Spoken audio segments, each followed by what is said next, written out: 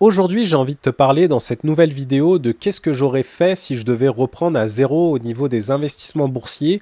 Il faut savoir que j'ai commencé en janvier 2021 et aujourd'hui en septembre 2024, j'en suis à plus de 6 chiffres. Ça a été vraiment un branle-bas de combat, mais je suis resté déterminé, j'ai investi le plus possible dans tout ce que je pouvais. Donc si tu ne me connais pas, je m'appelle Anthony, je suis le musicien investisseur, je suis un simple employé de bureau.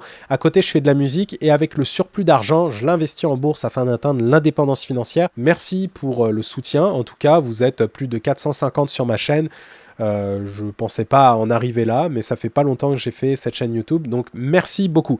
Alors, dans un premier temps, si je devais revenir en arrière, donc je reviens en janvier 2021, c'est déjà pourquoi investir en bourse? Pourquoi tu as décidé de mettre ton argent dans les investissements boursiers, d'investir dans des entreprises?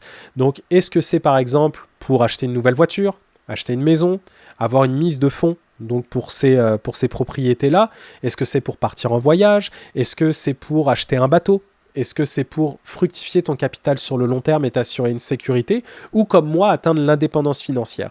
Donc, si tu te dis je vais plutôt épargner mon argent parce que la bourse, j'y crois pas trop, parce que la bourse c'est mal, etc., c'est du capitalisme, bah, je t'invite à le mettre dans un compte épargne, tu pourras, mais tu verras qu'avec le temps, tu vas perdre de l'argent parce que l'inflation va venir gruger ton capital. Donc malheureusement, pour contrer l'inflation, il faut placer ton argent dans des actifs et que ton argent travaille finalement. Donc tu n'as pas d'autre choix, tu peux investir dans la pierre, tu peux investir dans l'or, tu peux investir en bourse, etc. Mais pour ma part, j'ai préféré les investissements boursiers parce que je trouvais que c'était plus accessible, surtout si on commence à se documenter. Donc ça, c'est la seconde chose, c'est qu'est-ce que tu vas faire pour développer tes compétences? Bah, c'est lire sur le sujet, prendre des formations. Donc au début, je ne te conseille pas d'acheter des formations parce que ce n'est pas non plus primordial pour toi si tu veux commencer à investir. Il y a plein de sujets sur Internet.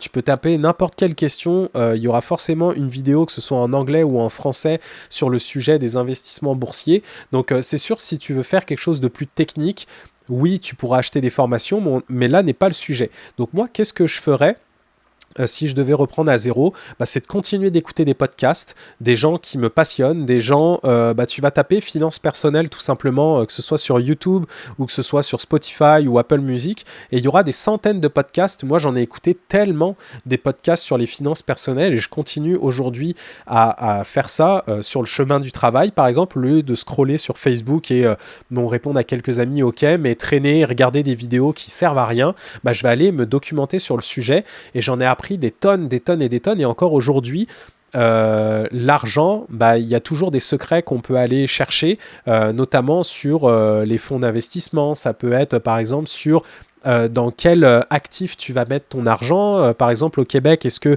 c'est dans un CELI, un REER? Tout ça, je le connais, mais des fois, il y a des petites subtilités que je n'avais pas pensé parce que juste à écouter en surface, on s'en rend pas compte. Mais quand on creuse dans le sujet et qu'on continue à apprendre de plus en plus, il y a des choses qui changent et c'est beaucoup mieux. Et au moins, on a une vision plus éclairée par rapport à ça. Et donc aussi, ça va revenir sur le fait quand tu vas commencer à investir, tu auras le choix à investir dans des actions ou des FNB. Par exemple, moi, si je devais recommencer à zéro, j'investirais dans des fonds négociés en bourse. Les fonds négociés en bourse, en fait, c'est des paniers d'actions qui sont plus ou moins diversifiés, avec des frais de gestion qui sont moindres par rapport à un conseiller financier. Mais par exemple, il y a le S&P 500, où tu peux investir dedans. C'est pas une recommandation d'achat parce que je suis pas conseiller financier, mais c'est les 500 plus grandes entreprises américaines. C'est assez diversifié en termes de... c'est sûr qu'il y a des valeurs technologiques, mais c'est par exemple pas assez diversifié mondialement parce que c'est que ciblé aux États-Unis. Donc peut-être un fonds mondial pour commencer, c'est quand même assez bien. Sur le long terme, ça va croître à l'abri de l'inflation de manière générale. Donc si tu veux commencer, passe le cap, investis dans des FNB. Et plus tard, quand tu te seras suffisamment documenté sur le sujet, bah là, tu pourras commencer à acheter des actions. Par exemple, du Apple, du Tesla, du Amazon ou par exemple du Costco, du Nike, du Home Depot ou quoi que ce soit. Ça, il va falloir documenter sur le sujet parce qu'on n'est pas garant de l'avenir. Par exemple, il y a des gens qui sont rentrés dans Nvidia tard et ça a continué d'augmenter, ça a baissé, etc. Alors que les personnes qui avaient déjà fait leur devoir sur Nvidia ou des gens qui croyaient déjà à Nvidia il y a peut-être 10 ans, bah, ces gens-là sont peut-être millionnaires parce qu'ils ont tellement capitalisé avec la forte croissance d'NVIDIA. Donc tout ça pour dire que vaut mieux acheter la botte de foin, donc toutes les entreprises, plutôt que d'aller chercher l'aiguille et essayer de trouver vraiment une action qui va faire du x100 en très peu de temps. C'est pas une recommandation. Ensuite, si tu investis, il faut connaître ta tolérance au risque. Quand tu commences à investir, si tu te dis, bon, bah, moi, je peux prendre un profil risqué, je m'en fiche parce que je veux faire du haut rendement, bah, sache que dans des profils risqués, tu pourras faire autant du 20% que du moins 20%. Est-ce que tu es prêt, par exemple, si tu investis 1000 euros, donc on va prendre ce chiffre-là, mais ça peut être 100 000, etc. Est-ce que tu es prêt à perdre 200 euros en très peu de temps dans un marché très volatile, très risqué ? À toi de voir. Personnellement, moi, en 2018, quand j'avais mis mon argent dans des fonds communs, j'avais mis croissance maximum et j'étais quand même dans une super bonne année, donc finalement, j'ai pas eu de perte, mais j'ai eu des profits, je pense que c'était 3-4 000 dollars sur 30 000 investis. Et je connaissais rien à la bourse, je l'avais juste placé parce qu'on m'avait dit mets-le dans un fonds commun au lieu de dans un fonds, dans de l'épargne tout simplement, parce que l'argent, j'en avais pas besoin à cette époque-là. Et donc, il y a des personnes qui seraient moins tolérantes au risque. Donc, assure-toi d'avoir quand même un bon ratio de ce que tu es prêt à perdre et prêt à gagner. Donc ça, c'est autre chose. Ensuite, ça va être de choisir ta plateforme de courtage. Moi, personnellement, je suis au Québec. J'ai l'application Wealthsimple, donc j'ai un lien d'affiliation si tu veux commencer à investir. Tu auras 25 dollars de crédit avec mon lien et moi je récupérerai 25% et ça te soutiendra la chaîne. Mais il y a des personnes qui utilisent Trade Republic, Boursorama, Trading 212, etc. Le point est que essaye pas d'aller chercher la perfection si tu veux commencer à investir, parce que c'est comme se chercher des excuses pour essayer de trouver la meilleure chose. Par exemple, j'ai pas envie de passer à l'action parce que j'ai pas la meilleure caméra, parce que j'ai pas le meilleur micro, parce que j'ai pas la meilleure guitare. Passe à l'action, c'est pas grave, tu commences. Moi, c'est ce que j'ai voulu faire, et ça a été mon mindset. C'est quand j'ai commencé la musique, j'avais une guitare à 180 euros, je m'en rendais pas compte. Après, j'ai acheté des instruments beaucoup plus chers, mais je savais que j'avais pas besoin de ça pour me motiver à faire plus de musique. C'est que j'ai commencé avec quasiment rien. YouTube, c'est pareil, j'ai commencé avec mon téléphone portable et finalement, là, je suis avec mon micro de podcast parce que je fais de la musique. J'ai une nouvelle caméra depuis pas longtemps, donc ça me permet de commencer, d'être motivé, etc.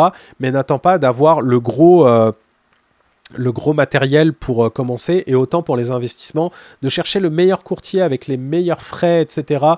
Peu importe, si tu fais rapidement tes devoirs, tu demandes à ChatGPT ou tu regardes un petit peu sur YouTube ou sur Internet les reviews de certaines applications. Il y en a, ils vont dire tout et son contraire, et c'est ça que j'aime pas sur YouTube, par exemple. Il y a des gens qui vont aller à contre-courant de tout ce que les gens pensent, même si je peux apprécier ce genre de choses, mais c'est que du putaclic pour aller voir cette vidéo-là. Donc fais rapidement tes recherches, etc. Et ce que je ferais quand tu redémarres à zéro, c'est d'être constant dans tes versements, dans tes investissements. C'est-à-dire, si par exemple aujourd'hui tu as 1000 euros ou 1000 dollars à investir en bourse, mets pas tout de suite tes 1000 dollars, mais va plutôt mettre 250 euros tous les mois pour lisser en fait tes achats, parce que ça peut arriver que tu vas mettre 1000 euros ou 1000 dollars, peu importe, et que demain l'action ou le FNB va baisser, ou c'est une tangente baissière ou haussière, ça pourrait arriver, mais tout ça pour dire que au moins tu prends moins de risques à lisser un peu tes investissements. Par exemple, si tu achètes une action à 10 dollars ou un FNB à 100 dollars et que demain elle descend à 80 dollars, bah là tu pourras l'acheter à 80 dollars, tu l'auras moins cher, donc ton coût de revient il sera moindre, plutôt que si tu avais investi tout et que ça perdait déjà 20%. Mais c'est très rare de perdre 20% sur un FNB en quelques jours. Ça s'appelle un crack quasiment boursier. Donc sache que ça n'arrive pas souvent.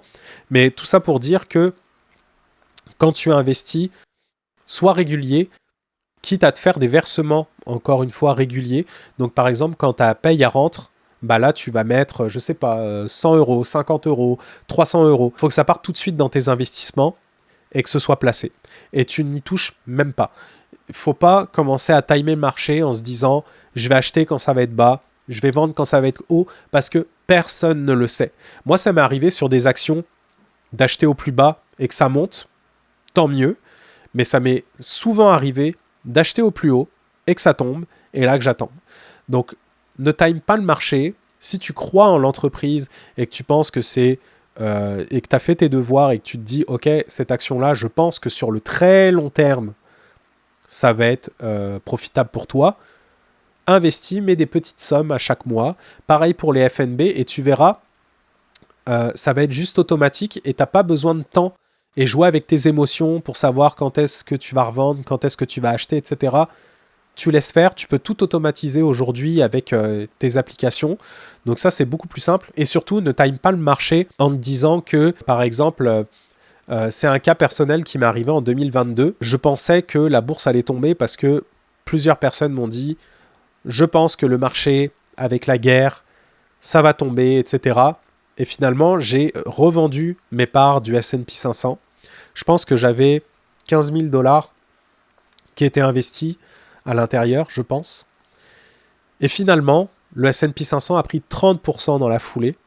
Et moi, je regardais, je me disais, mais non, ça monte, je vais attendre que ça redescende. Finalement, quelques mois plus tard, ça ne redescendait pas. Et je me suis dit, bah, je vais re-rentrer et je vais arrêter de faire ces bêtises-là. Donc, je l'ai racheté beaucoup plus haut, alors que si je l'avais laissé, j'aurais fait peut-être 20 ou 30% de profit en plus, alors que bah, j'ai décidé de les revendre bêtement parce que j'avais écouté les gens. Si c'est pour le long terme, ça ne sert à rien d'essayer de vendre, de racheter, de vendre, de racheter, parce que ça ne sert à rien.